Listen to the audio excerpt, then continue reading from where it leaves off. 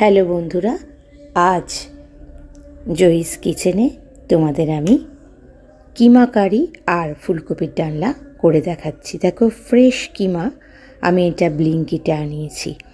এটাকে আমি এবার কেটে ভালো করে ধুয়ে নেব।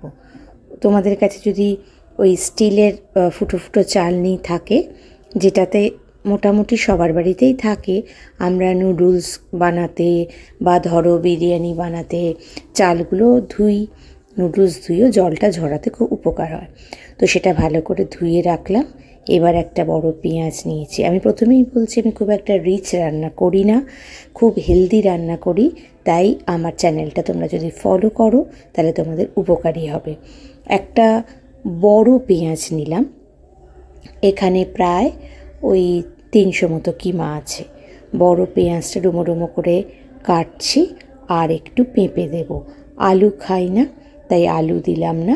টমেটো থাকলে তোমরা টমেটো দিতে পারো। আর যদি তোমরা আলু খাও তাহলে ঠিক যেরকম আমি ডুমো ডুমো করে পেঁপেটা কেটেছি, তোমরা ওরকম ছোটো ছোটো করে আলু কাটতে পারো। এবার অল্প একটু অলিভ অয়েল কড়াইতে দিলাম। আজকের রান্নায় কিন্তু অলিভ অয়েল আর মাস্টার্ড অয়েল মানে সর্ষের তেল দুটোই আমায় ইউজ করতে হবে। সাধারণত কিমা বা মাংস রান্নার সময় দুটোই কিন্তু লাগে।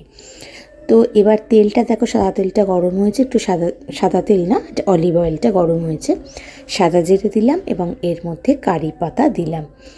আর ওই যে কিমাটা ধুয়ে রেখেছিলাম তার মধ্যে টমেটো সস, ধনের গুঁড়ো, জিরের গুঁড়ো, পরিমাণ মতো হলুদ, নুন, আর আদাটা বাটলাম না, আদা আর রসুন বাটার পেস্ট একটা আমার কেনা আছে। এই যে দেখো, জিঞ্জার গার্লিক পেস্ট, এটাই দিয়ে দিলাম। দিয়ে এবার এর মধ্যে অল্প ফরচুন মাস্টার অয়েল দেব। এই জন্যই বললাম যে দুরকম তেল, কড়াইতে দিতে হবে অল্প অলিভ অয়েল, আর মাংস বা কিমা করার সময় সেখানে একটু স্বাদের জন্য দিতে হবে সর্ষের তেল। আর ওই যে গরম মশলা আমার গুঁড়ো করা থাকে ফ্রেশ, আগের ভিডিওগুলোতে তোমাদের বলেছি, সেটা দিয়ে দিলাম 1 চামচ। এবার এটা ভালো করে কষে ম্যারিনেট করে রাখলাম 10 মিনিট মতো। এবার কড়াইতে যে তেলে গরম হয়েছে, কারি পাতা দিয়েছি আর সাদা জিরে দিয়েছি, তার মধ্যে কিমাটা দিয়ে দিলাম। আর ভালো করে কিমাটাকে এবার কষতে হবে এবং এটা একটু চাপা দিয়ে দেব। প্রায় 10 মিনিট পর দেখো কিমাটা এরকম চেহারা হয়েছে।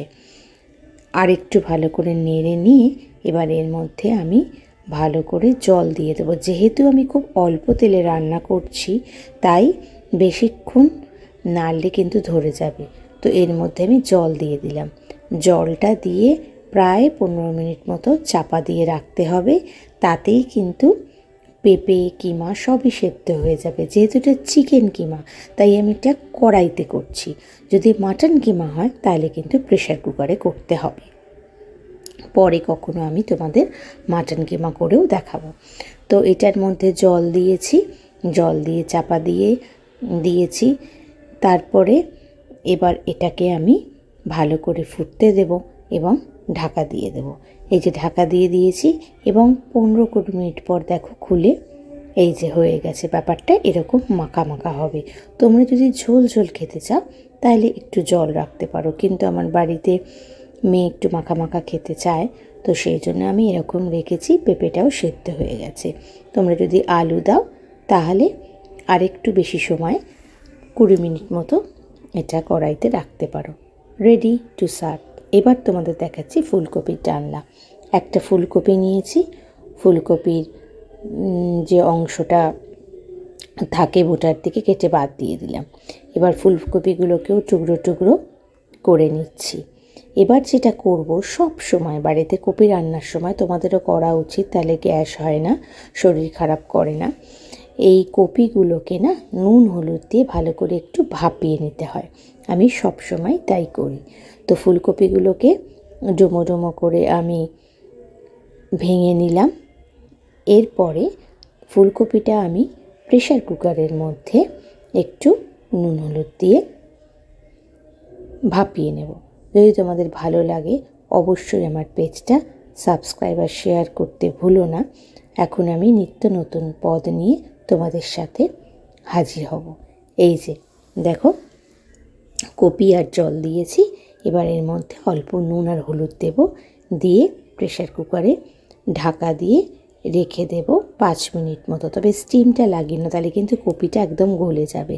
এটা জাস্ট ভাপানো, মানে জলটা খুব ভালো করে ফুটবে, তো ফুলকপির মধ্যে যে সারটা দেয়া থাকে সেইটা বেরিয়ে যায়, যা কিছু কেমিক্যাল। এই দেখো ভালো করে ফুটে গেছে 5 মিনিট পর। এবার আমি পুরো স্ট্রেন দিয়ে জলটাকে ফেলে দেব, কপিগুলোকে তুলে রাখবো। এবার প্রেশার কুকারটার মধ্যে আমি কারি পাতা দিলাম, 5 ফোড়ন দিলাম, দিয়ে ফুলকপিগুলো দেব, দিয়ে অল্প নুন হলুদ গরম মশলা দিয়ে ভালো করে নেড়ে নেব। যদি তোমরা লঙ্কার গুঁড়ো খেতে চাও, ঝাল খাও, তাহলে কাঁচা লঙ্কাও দিতে পারো, লঙ্কার গুঁড়ো দিতে পারো। আমরা একদমই ঝাল খাই না, আমার এই রেসিপিটা খুবই মানে হেলদি। এবার পরিমাণ মতো অল্প নুন হলুদ দিতে হবে। আর টমেটোটা আজকে শেষ হয়ে গেছে তাই টমেটো দিলাম না, তোমরা টমেটো দিতে পারো। আর একটু আদা বাটা জিরে বাটা দিয়ে এটা ভালো করে নেড়ে নিয়ে, হ্যাঁ নুন তো অবশ্যই স্বাদ মতো দিতে হবে, কারণ নুন না দিলে তো কোনো খাবারের স্বাদই হবে না, যতই মশলা দাও না কেন। এবার সমস্ত মশলাগুলো দিয়ে একটু নাড়াচাড়া করব। নাড়াচাড়া করার পরে জল দিয়ে দেবো। যেহেতু আমি অল্প তেলে রান্না করি তাই খুব বেশি কিন্তু কষাতে গেলে, খুব বেশি রগরগে করে রান্না করতে গেলে কষা রান্না, তাতে অনেক বেশি তেল দেওয়া হয়, মানে দিতে হয়। আগে আমরা এগুলো খেতাম মা ঠাকুমার আমলে, তখন কিন্তু আমাদের এত হেলথ প্রবলেম ছিল না, তখন জিনিসগুলো অনেক পিওর ছিল। এখন কিন্তু সত্যি কথা আমাদের তো শারীরিক মানে ফিজিক্যাল পরিচালনা অতটা হয় না, তাই এতটা তেল খাওয়াও উচিত না। এ দেখো জল দিয়ে দিলাম, জল দিয়ে এবার কিন্তু প্রেশার কুকারটা ঢাকা দিয়ে 10 মিনিট মতো রেখে দেব। যদি 2টো সিটি মারিয়ে নাও তাহলেই হয়ে যাবে ফুলকপির ডালনা। এবার কতটা জল তুমি রাখতে চাও ফুলকপিতে সেটা তোমার ইচ্ছা। যখনই দেখবে ফুলকপিটা সেদ্ধ হয়ে গেছে, প্রেশার কুকারে 2টো সিটি মারার পর, তারপর পরিমাণ মতো তুমি যতটা দরকার ততটাই জল রাখবে, তারপরে সার্ভ করবে। এই হয়ে গেল। তাহলে আজকে আমি তোমাদের কিমা কারি আর ফুলকপির ডালনা শেয়ার করলাম। কেমন লাগলো অবশ্যই জানিও। Please subscribe and share.